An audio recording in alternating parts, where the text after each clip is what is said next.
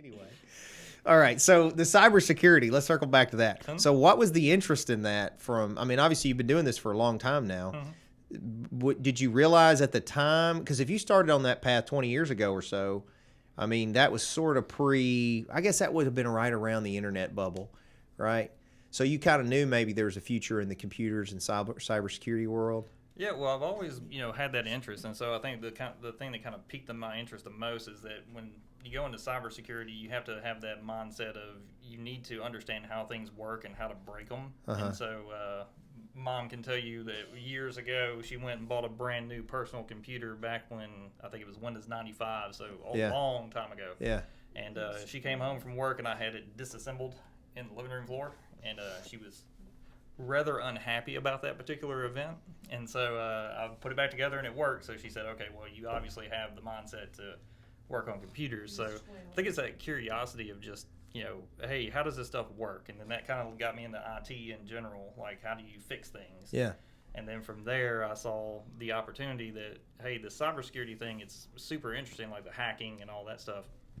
And then there wasn't a lot of people in that field, so I was like, okay, well, this is probably a good opportunity to kind of do a career shift into an area where there's not a lot of talent, and it definitely paid off. Well, so if I know your focus is cybersecurity, but wouldn't you have to know how to do some basic programming and stuff too, or maybe not even basic, maybe advanced programming? Because you gotta counter it.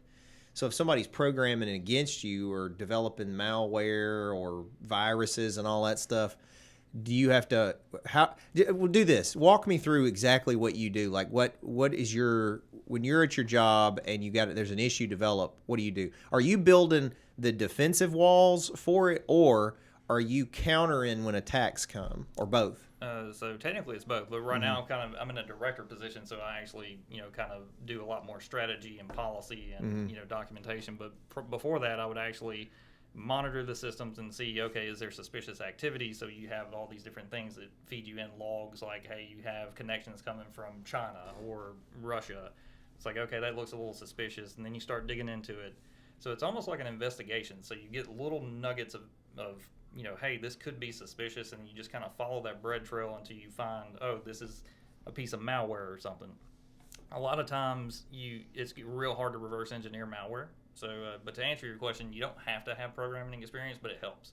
So it's one of those things like I do a lot more scripting than I do programming. So like I can write a script that'll go out and perform an activity or something. But if you ask me program a Windows application, then that's outside my skill set. But so you kind of follow those investigations, and then it leads you to other pieces of we call them artifacts. So you find an artifact like, hey, there's a log entry that says that they accessed this server, and then you track that down and say, okay, well, what did they do on that server?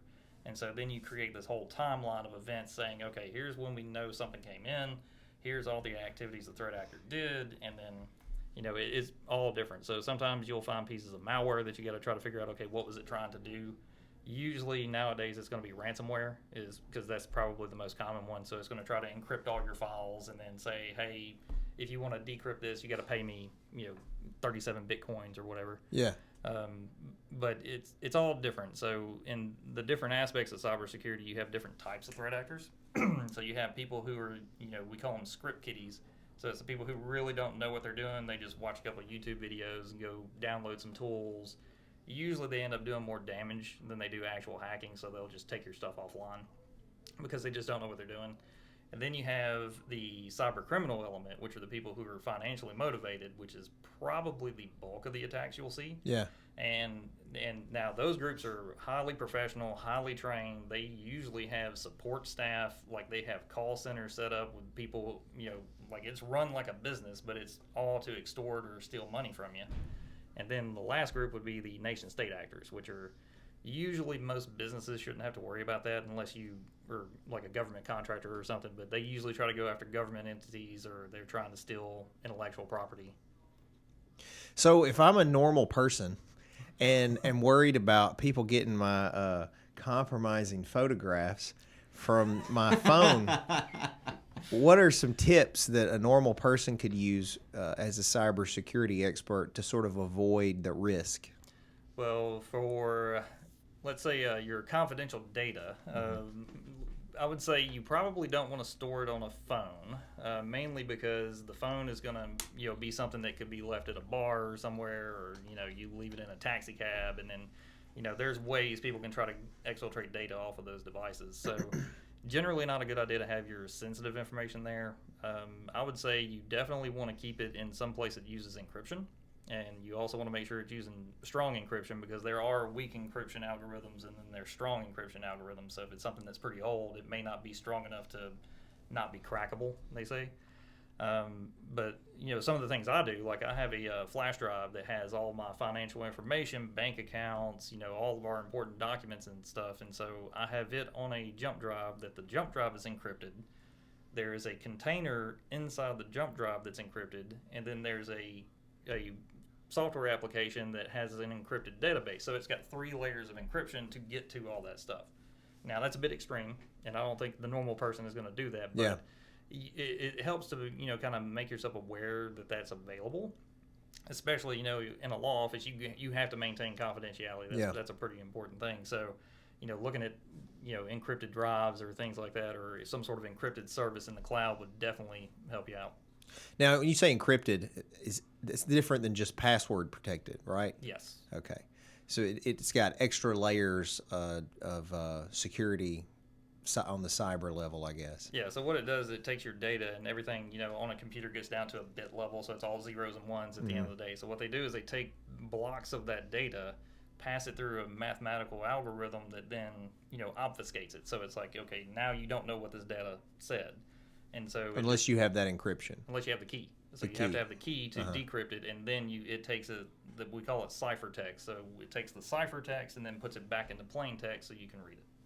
Well, if that's actually a good explanation of that, because I guess I never really fully understood how it worked. But then, and that makes sense then why some people, I guess, decipher it or are able to, even without the key, figure it out, or have programs maybe that try to decrypt it. Yeah, the main way that you attack encryption is called brute forcing. So, and brute force literally means you try every possible key until you open it. And so if you have a weak encryption algorithm, then it could be possible for you to crack it pretty easily.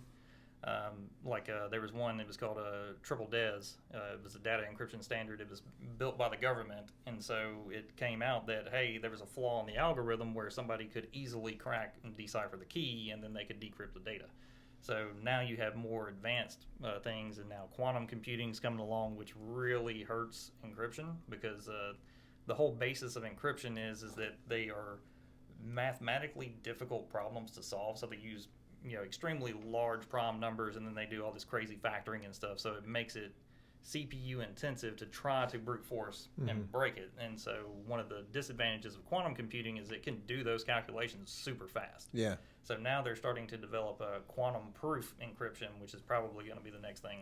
Well, of the 3, it was 3 or 4, I guess, cybersecurity risk or threat people that you look at. Which level would maybe have access to quantum computing, though? Isn't it going to be a pretty high level to have that? That'd probably be nation state for sure. Yeah. Because I was going to say, I don't know anybody that's got one of those. Yeah, right now I think there's only a couple companies who have working quantum computers, but all the mathematicians who develop all this in data encryption, when quantum computing came out, that was the first thing they said was, these are going to be really good at cracking encryption. Aren't they also going to become like Skynet, though, and eventually kill us all, like quantum? Pretty much. Doesn't that get to like an AI level or something?